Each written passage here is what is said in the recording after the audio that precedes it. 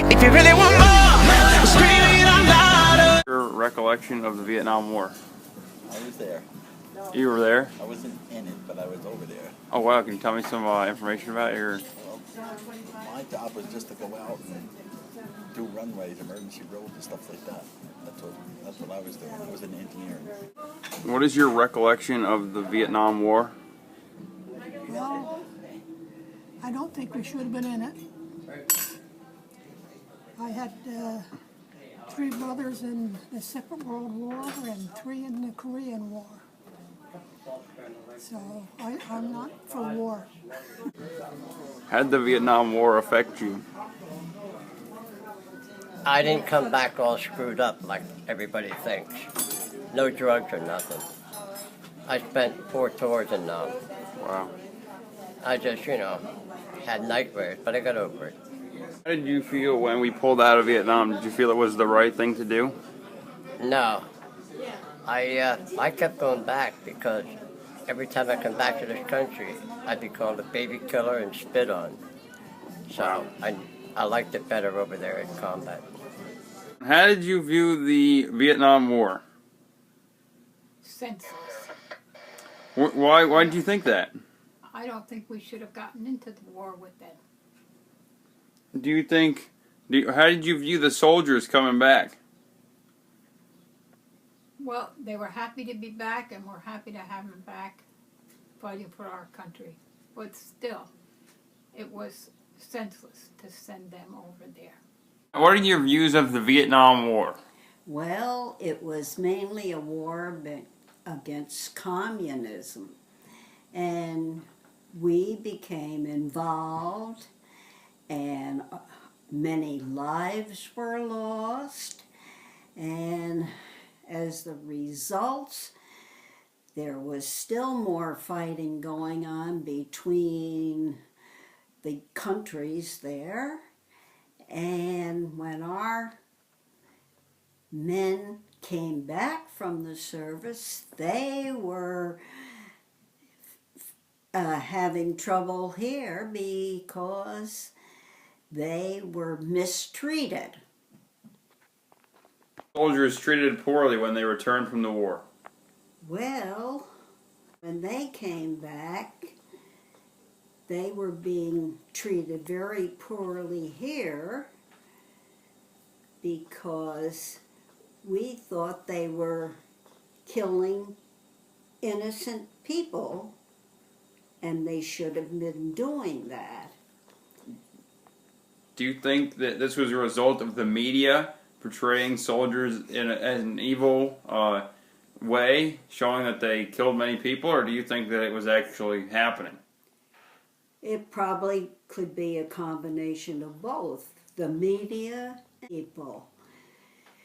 We are a group of people who read, and then we make up our minds, and it isn't always the right way to decide what is happening. How did you feel about the Watergate scandal with Richard Nixon? I didn't even know that much about it, but politics to me, they're all crooked to a certain extent. I mean, this is still the best government we have in the world, but wherever you get people involved, they get greedy. I remember was that most of the people thought he was innocent, and he was using his cabinet members to get away with things. And finally, it became evident that he wasn't as guilty as the public thought.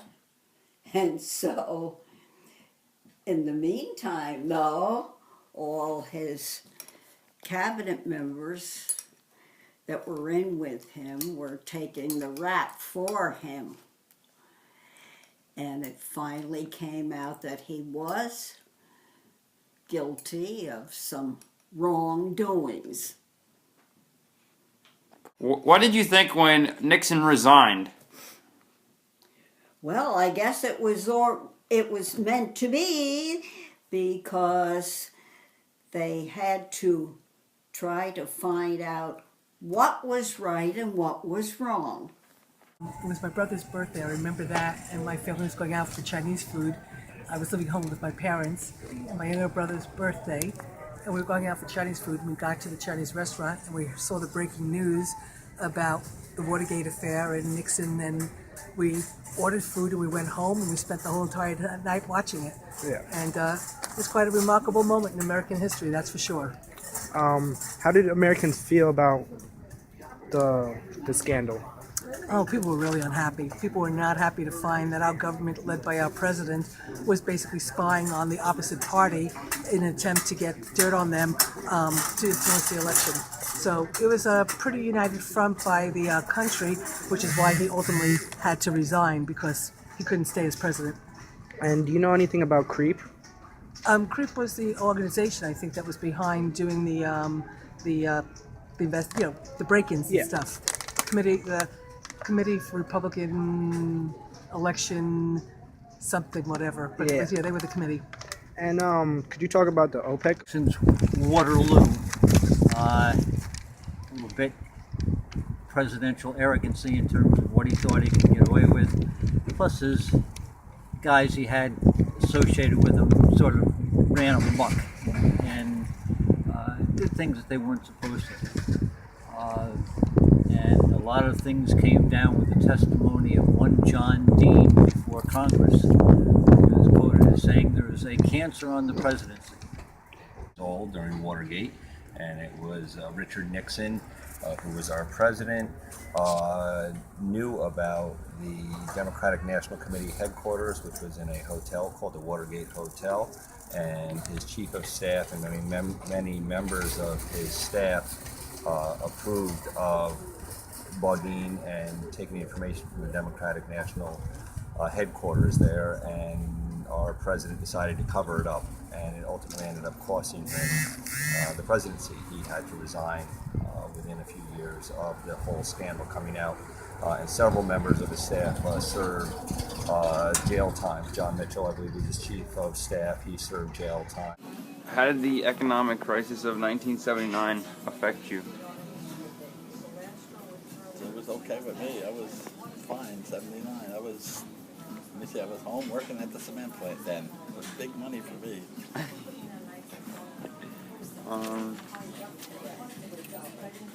Crisis of 1979 affect you? Actually, they didn't. I lived in Pennsylvania at the time, and I was buying up real estate left and right. So it was good for me. Crisis didn't affect us too much. We were both working. We both had to work because we had 4 children. Prices were high, and things have gotten worse and worse since then. The economic crisis of 1979 affect you? Well, it didn't affect me that much because we were told to be careful how we live, and we had to be careful what we did. And with that in mind, we didn't seem to mind it maybe as much as some people who were just starting out in life. We had been living carefully with what we had and made the most of it. I don't know about the businesses. I guess they were affected too by it because we weren't spending that much money because we didn't have it to spend. The 26th Amendment was the amendment prohibiting states or federal government from denying any citizen under the age of 18 the right to vote. It didn't bother me, I'm easy. Do you recall the effect the 26th Amendment to the Constitution had? It was a amendment where all citizens under the age of 18 were allowed to vote. I think that's a good idea. Well, thank you very much. 26th Amendment. But you better brief me on what the 26th. The 26th Amendment prohibited the states or federal government from denying citizens of the age of 18 or younger the right to vote. Now, I think that's wrong. At one time, it might have been right. But I remember when I was in Nam, I was 18 years old. And I couldn't buy cigarettes, I couldn't buy beer, and I couldn't vote. Huh. Really? Yeah. How did that make you feel? Did you feel that you should have had the right to vote at the time, or? I thought I should have had a right to vote. As far as the cigarettes and beer, I didn't do neither, so it didn't bother me. Yeah. Well, It used to be you had to be 21 to vote and drink, and then they lowered it to 18, and I think that's wrong because now they can vote at 18, so they should be able to drink and do a lot more at the age of 18. I think the kids have grown up more at 18 now than they were back then. I think if they can go and fight for our country, they should be able to drink and vote and smoke if they want to. Feel about the 26th Amendment giving the right to all 18-year-olds to vote? Well, I think they should have had the right to vote because, after all, if they were serving their country, they certainly deserved an opportunity to express themselves on how they felt and who they were. The ones that were governing them would have sense to include them in their thoughts, and perhaps there would be some that weren't quite mature at that age, but still that would be a good thing to change it. OPEC oil embargo? That was an interesting thing because in essence it was a drop in about 3% of oil coming into the U.S. However, that 3% drop caused an absolute and utter panic amongst people that were buying gas as if they were never ever going to be able to get it again. And OPEC embargo happened, that the lines were just all around, the waiting to get oil and get gas, to fill up your car was a long time. It was probably about the only time in history that I've ever remembered lines like that in terms of people having to line up to get gas. how were American lives affected? Do you know any examples? Oh yeah, we had odd and even license plate day gasoline purchasing. So you could, if your license plate ended in an odd number, you can get gasoline on an odd day. It was very annoying. And gas lines were long, and sometimes people weren't very patient. OPEC oil embargo, and that's when all of the OPEC, the oil-producing countries over in the Middle East, slowed down production and stopped sending as much oil to us, and gas prices went up tremendously. My memories were we had New York State, at least, it was based on license plates, and if it ended in a even number or an odd number, it had to match the day to get gas. You were restricted to the amount of gas you had to get. I remember there was our president had to go 79 3 Mile Island near Harrisburg, Pennsylvania. The one of the main things I remember about that is that the press and the media got it wrong, at least in one respect. At one point in time, there was a hydrogen gas leak in the building for technical reasons, and one of the reporters was basically reporting that there was now a danger of a hydrogen bomb explosion, and the idiot didn't know the difference between a nuclear reaction and a chemical reaction. And again, it was just an example of the media not being technically literate and just getting things wrong.